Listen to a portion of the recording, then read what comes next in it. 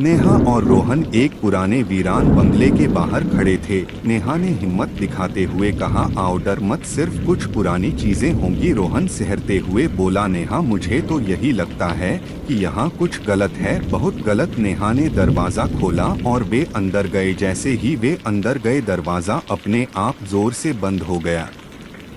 अंदर अंधेरा था, केवल टॉर्च की रोशनी थी। दीवारों पर पुराने चित्र थे। अचानक एक चित्र की आंखें हलचल करने लगी। नेहा ने हैरानी से पूछा, रोहन ये तुमने देखा? रोहन बोला, हाँ, लेकिन ये तो सिर्फ हमारी आंखें धोखा दे रही होंगी। तभी फर्श से धीरे धीरे पैरों की आवाजें आने लगीं। कोई अज्ञात शक्ति बंगले में घूम रही थी। रोहन डर के मारे कांपने लगा।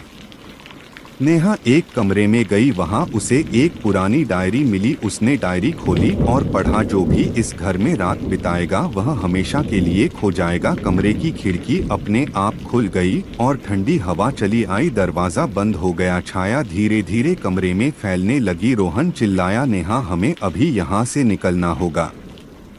अंधेरे में भूत की आवाजें गूंजने लगीं, तुम मेरे घर में क्यों आए? रोहन और नेहा इधर उधर भागने लगे। भूत की छाया उन्हें घेरने लगी। नेहा चिल्लाई आखिरी हिम्मत के साथ, बोली, हमें छोड़ दो, हम कभी वापस नहीं आएंगे। भूत धीरे धीरे गायब हो गया। दरवाजा अपने आप खुल गया। नेहा और रोहन बाहर भागे। बाहर रात का अंधेरा और भी गहरा लग रहा था। वे सड़क पर थके हारे बैठ गए। बंगले की खिड़की से हल्की हंसी सुनाई दी। कैमरा धीरे धीरे खिड़की की ओर जूम करने जैसा माहौल बन गया। वहां एक अजीब छाया दिखाई दी। कुछ जगहें हमेशा अपने रहस्यों के साथ रहती हैं।